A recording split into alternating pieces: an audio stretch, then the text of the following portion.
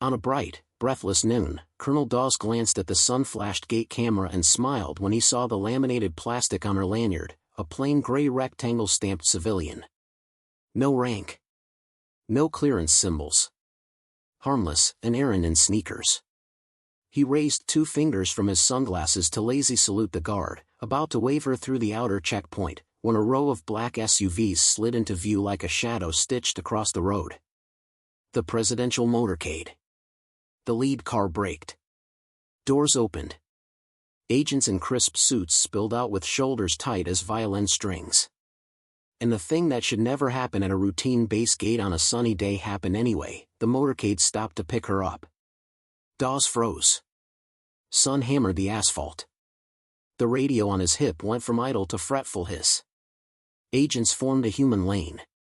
The woman with the civilian badge, dark hair and a no-nonsense ponytail, a dusty canvas backpack bumping one hip, hesitated only a heartbeat, then walked toward the limousine as if every Tuesday had rehearsed this moment. A senior agent touched his earpiece, nodded to her, and tilted his head toward the open door. "Who is that?" a young lieutenant breathed. "Nobody," Dawes said automatically. The word felt wrong the second it left his mouth. Flags snapped. The brass eagle at the gate flashed like a mirror. Messages stacked on his phone he could not read in the glare. The bass loudspeaker coughed twice and died. The woman paused at the limo door and glanced back, as if taking a mental picture of the colonel's raised hand, the guard's startled face, the stupid calm of sunshine. She climbed in. The door shut with a soft, disbelieving thud. A profile flickered behind smoked glass, unmistakable to anyone who had ever watched a State of the Union, the president. The convoy rolled 3 feet, then stopped again, idling, as if waiting for a decision only 2 people could make. Dawes swallowed. He remembered a rumor from a distant war, a name analysts muttered while sand ate the horizon, Mei Lin, the kid from Caltech who made drones see like hawks. She'd stayed civilian by choice. Myths did not carry canvas backpacks and sun-creased cheeks. In his earpiece a voice finally cut through the static, steady as a horizon. "Colonel Dawes, this is Control. You will be contacted by Blue Channel immediately. Do not move. Do not speak to media. Acknowledge." "Acknowledged," he said, the smile gone. Heat rose on his neck, along with a question that would not cool. What threat could make the president stop in the open sun to pick up a civilian at a gate, and what did that make her, really? Beyond the fence, the world kept shining, innocent as only noon can pretend to be. Inside the fence, the story he thought he was living had just been replaced. He glanced at his own badge, eagle, name, ribbons earned over many summers, and felt like a tourist at his own gate. A sprinkler clicked on nearby, tossing rainbows, as if the day refused to admit anything serious. The motorcade lingered like a punctuation mark no one could read. Engines murmured, sun glittered on chrome, and in that shimmer Colonel Dawes felt the day tilt away from routine. Soldiers at the gate shuffled, unsure whether to snap to attention or disappear into the asphalt. Civilians inside their cars craned necks, phones held low as if afraid of confiscation. Everyone pretended to breathe casually, but the pause stretched until even the sparrows nesting on the fence seemed to hush. Through tinted glass, Dawes caught the faint silhouette of the president leaning slightly toward the woman. That was no polite nod for a campaign donor. The posture was closer, sharper, like a field officer bending to listen before battle. Dawes had seen that exact angle of spine in desert tents, when intelligence arrived that could redraw maps by sunrise. A voice crackled in his earpiece again, urgent this time, "Colonel, Blue Channel in 30 seconds. Prepare secure line. No transmissions otherwise. Blue Channel." He hadn't heard those words since Kabul, back when blue meant someone above his clearance was about to cut the air around him into ribbons. His stomach remembered before his mind did, a cold knot, equal parts adrenaline and dread. The limo rolled forward at last, smooth and unhurried, as though nothing unusual had happened. Tires whispered on pavement. Sun caught the presidential seal on the door, and for an instant Dawes thought it looked less like an emblem and more like a bullseye. The convoy slid past the checkpoint and vanished into base territory. Only the faint scent of exhaust and the nervous cough of the young lieutenant beside him remained. "Sir," the lieutenant said, "who is she?" Dawes didn't answer. He was already moving toward the operations hut, boots crunching gravel, heartbeat syncing with the measured pace of a man rehearsing composure. Inside, cool air conditioning slapped his skin. He shut the door, locked it, and lifted the secure receiver as a coded light blinked blue. "Colonel Dawes," a female voice said, steady, calm, utterly unfamiliar.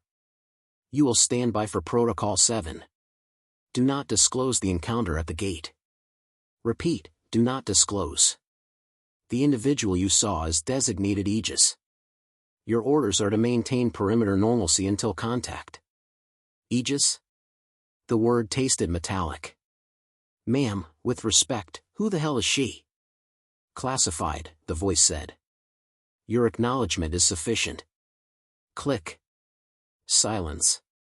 The hum of the air conditioner filled the hut, along with the quiet slap of his pulse against his temples.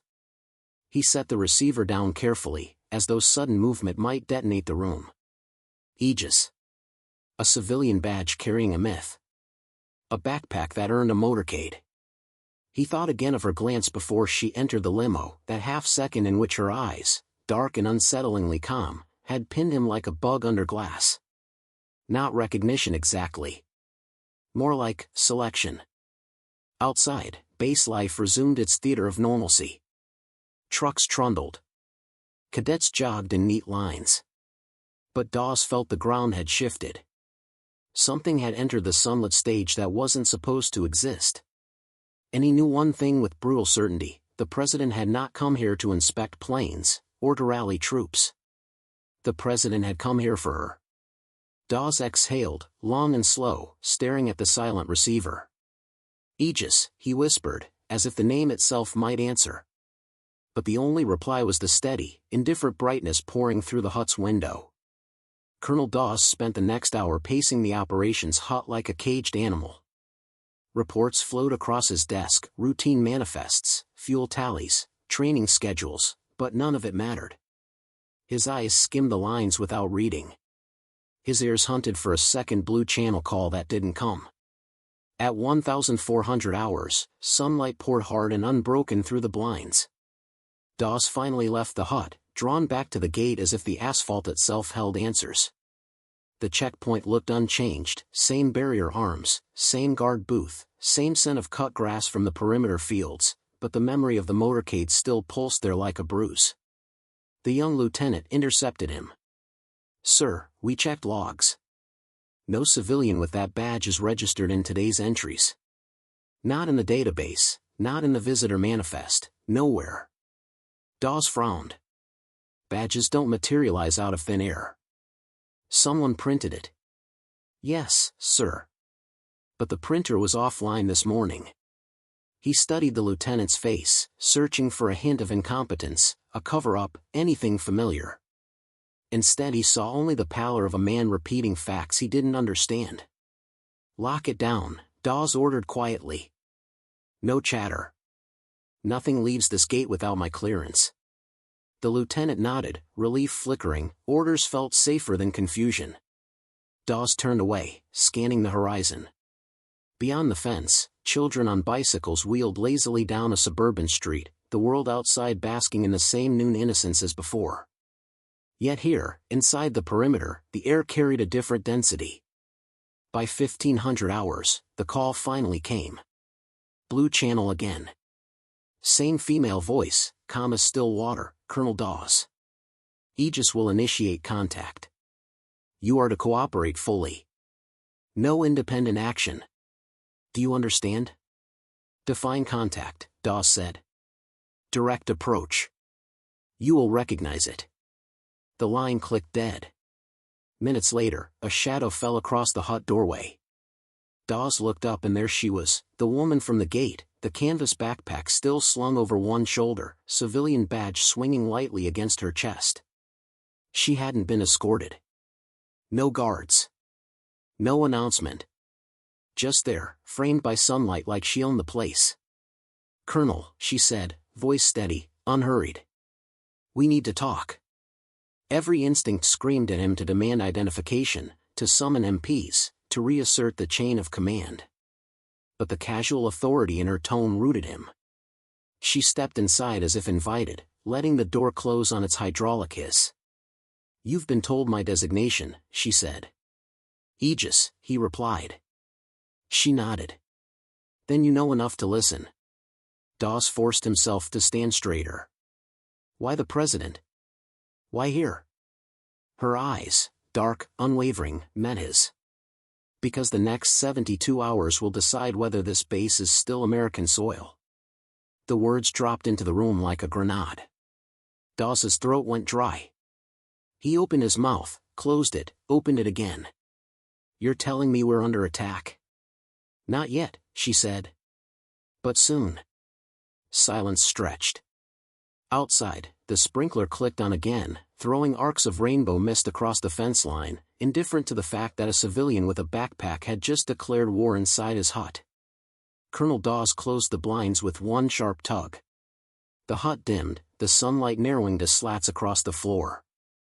He wanted the illusion of privacy, though he knew that if this Aegis truly had the president's ear, every word they spoke was probably being recorded from half a dozen angles. "You'll explain," he said, voice low.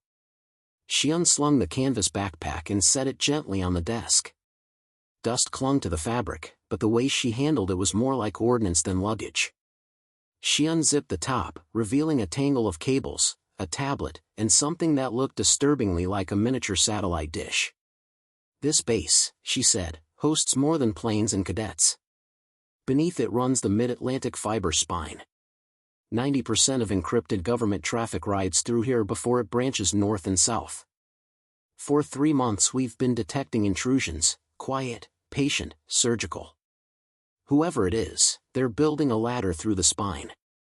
Once it's complete, they'll own the backbone." Dawes blinked. He wasn't an IT officer, but even he understood the weight of her words. Foreign power? Not exactly.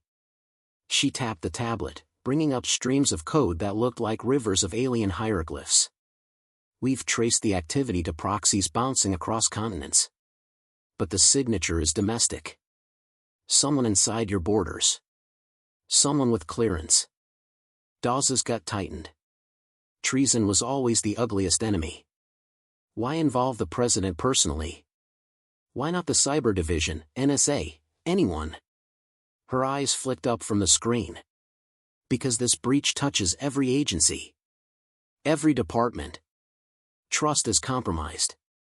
The fewer people looped in, the safer. The president has chosen to funnel this through me. And now, through you." The words hit harder than gunfire. Dawes had commanded battalions, managed evacuations under fire, briefed generals at dawn. But this quiet war humming through glass fibers, was alien terrain. He steadied himself. "What do you need from me?" "Access," she said simply. "You command perimeter security. I need a window, 72 hours uninterrupted, to locate the breach physically and cut it before the ladder completes. And if you fail?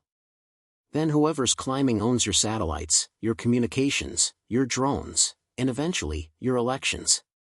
The hut seemed to shrink, the air thick with the weight of invisible battles. Dawes studied her. Civilian badge. Backpack. Calm as if she were explaining a weather forecast. Yet the president himself had come for her. "Why me?" he asked finally. She gave a faint smile, first sign of anything human on her face. "Because you were the one who noticed me at the gate. You didn't look away. That means you're still awake. I need someone awake on the perimeter." For a moment, neither spoke. The distant whine of a training jet split the sky, then faded. Dawes exhaled. "You'll have your 72 hours. But you'd better be worth a motorcade." She zipped the backpack closed with deliberate calm. "Worth more than that, Colonel. Worth the country." And just like that, the sun returned, spilling gold across the hut, as if daring them to believe a war could be waged in daylight. By dawn the next day, the base no longer felt like home. It felt like a chessboard. Colonel Dawes stood on the parade ground, coffee cooling in his hand, scanning faces. Every salute looked slightly too stiff, every routine march like theater. Someone here is compromised, he thought, and the thought gnawed. Aegis had spent the night in the operations hut, cables and screens glowing through the blinds like a second sunrise. Dawes had checked on her at 0200 hours, she hadn't moved from the chair, fingers flying over the tablet. She didn't look tired. She looked possessed.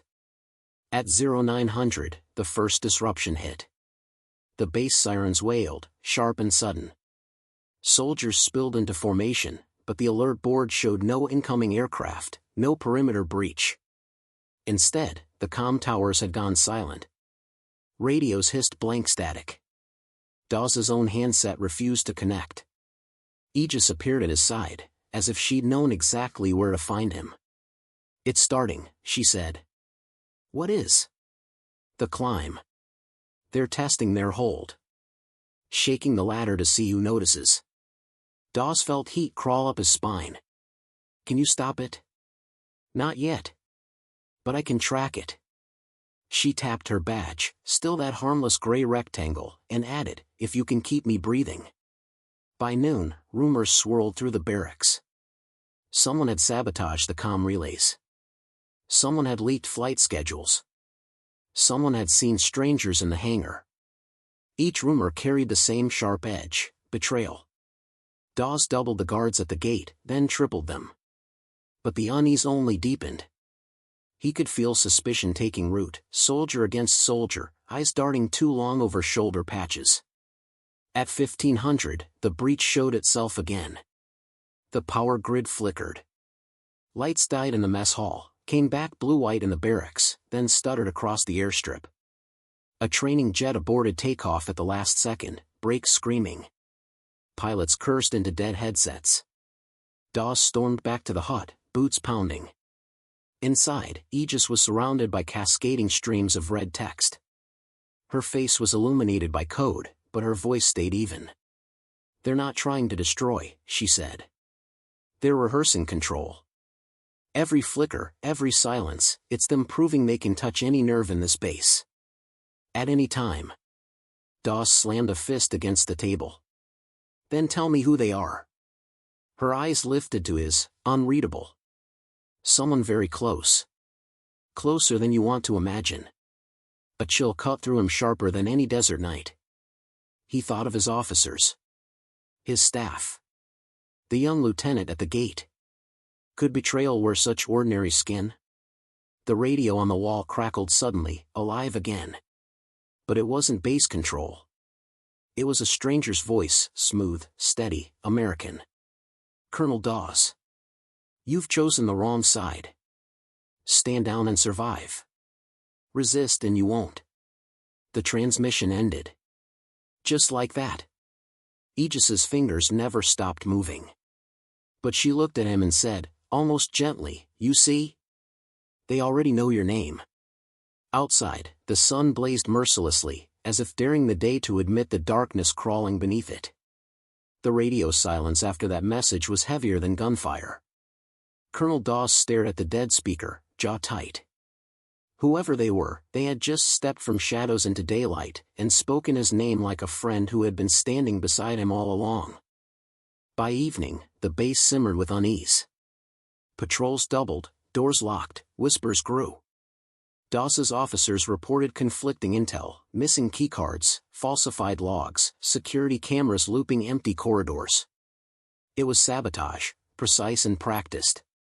Someone inside knew the rhythms of the base too well. At 1900 hours, Aegis asked for a walk. Against his better judgment, Dawes agreed. They moved along the outer fence, sunlight slanting orange across trimmed grass, sprinklers throwing diamonds into the air. She seemed oddly calm, eyes scanning not the soldiers but the sky, as if hunting an invisible signal. "You should know," she said quietly, "the voice on that radio, he was once NSA. Brilliant, reckless. Name's Harlan Pierce. He trained half the analysts still on payroll. Then he vanished. My models matched his syntax, his pauses. He's the one climbing the ladder." Dawes grunted. "And you know him?" Too well, she admitted. Before he could press further, headlights flared. A Humvee swung across their path, braked hard. 3 soldiers jumped out, faces familiar, uniforms correct. But their rifles were raised, safety switches already clicked off. Colonel Dawes, the lead man, barked, voice sharp, rehearsed. Step away from the civilian. Orders from Central Command. She's to be detained for questioning. Dawes's chest went cold. Central Command? Impossible. He'd received no such order. He scanned the insignia on their sleeves. Perfect. Too perfect. Aegis didn't flinch. Pierce got to them, she said softly. The soldiers advanced. Dawes's hand hovered near his sidearm, but pulling a weapon on his own men felt like sawing the floor beneath his boots. Stand down, sir, the lead soldier insisted, rifle steady. This isn't your fight. Dawes made his choice. The hell it isn't. In one motion he drew, fired a warning shot into the dirt. The crack shattered the calm evening. The soldiers jerked back, uncertain for a beat too long. Aegis grabbed Dawes's sleeve, pulled him toward the shadows of the maintenance shed. Bullets spat sparks against metal as they dove behind cover. Colonel, she hissed, this is only the first wave. Pierce doesn't need the whole base, just enough to stall us. If we don't cut the ladder tonight, by dawn it's too late. His pulse hammered. His own men were hunting him, the base no longer loyal ground. But her words burned truth, weight, and the enemy owned everything. Dawes peeked from behind the shed. The soldiers regrouped, radios crackling with clipped commands.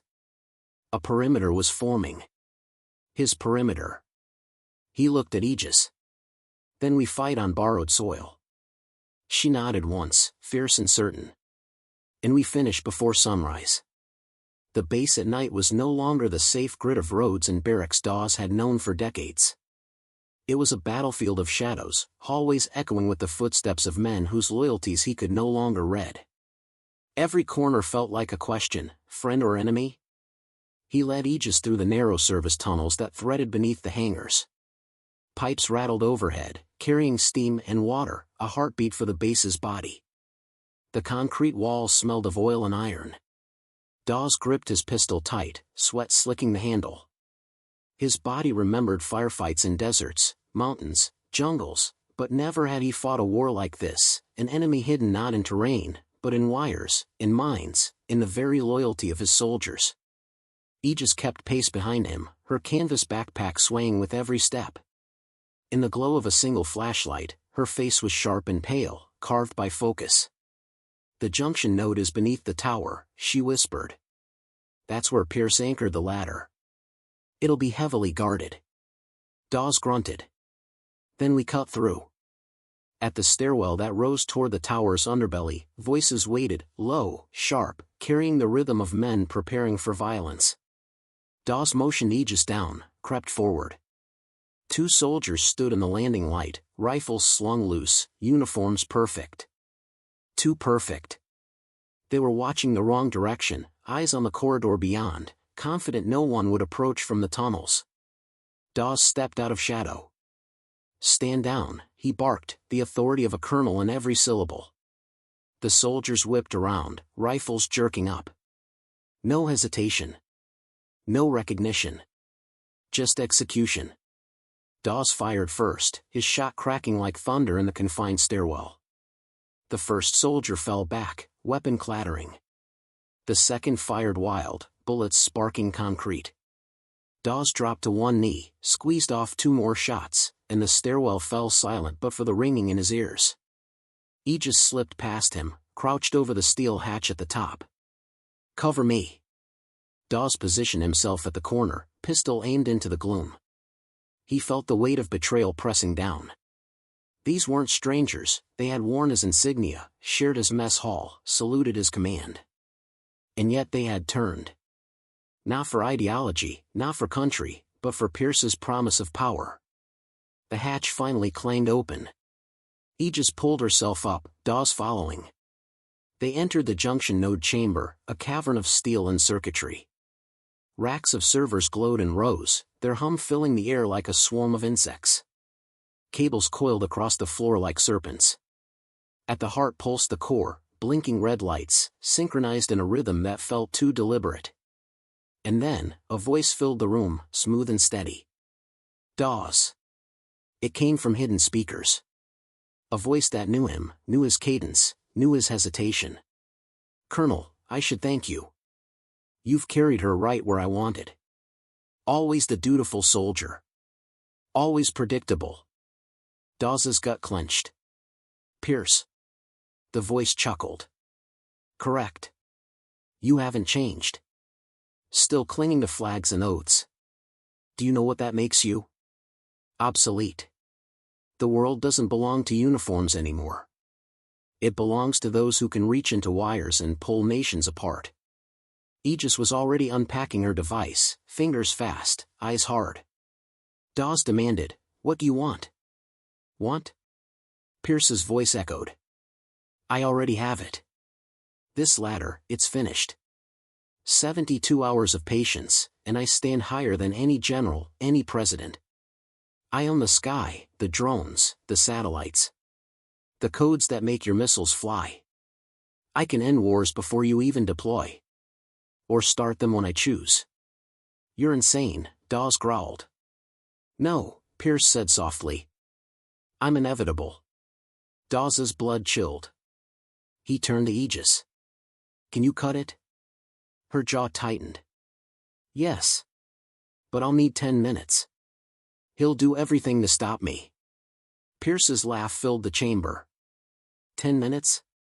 Colonel, in 10 minutes, I could burn cities. Do you really trust her? The woman who built this ladder in the first place? The words hit Dawes like a blow. He looked at Aegis sharply. She froze, then forced herself to meet his eyes. He's twisting it. I built the model as a shield. He stole it, inverted it. If I don't stop him, every part of it becomes a weapon. You want truth, Colonel? This is my fault. That's why the president came for me.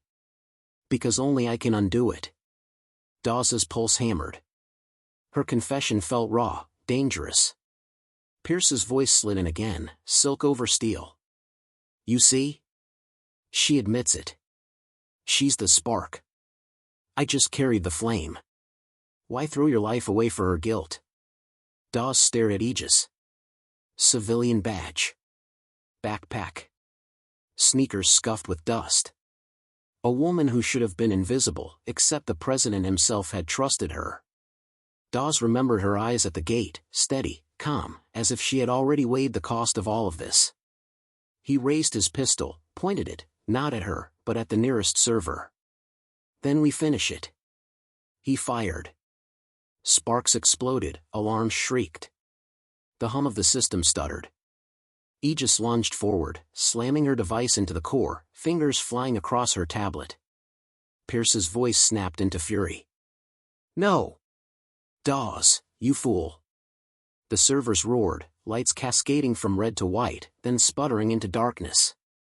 Code collapsed in on itself, lines of text devouring one another until the screens went black. Aegis gasped, sweat streaming down her temple. Cut, she whispered. The ladder is gone. For a moment, silence reigned. Then the base comms flickered back to life. Radios crackled with authentic voices, control towers reporting restored grids, soldiers regaining contact. Dawes felt his knees loosen with relief. But Pierce's voice came one last time, low and venomous. You think you've won? I built more than one ladder. This was only the first rung. Then static swallowed him whole. The servers went dead. Aegis sagged against the console, exhausted but alive.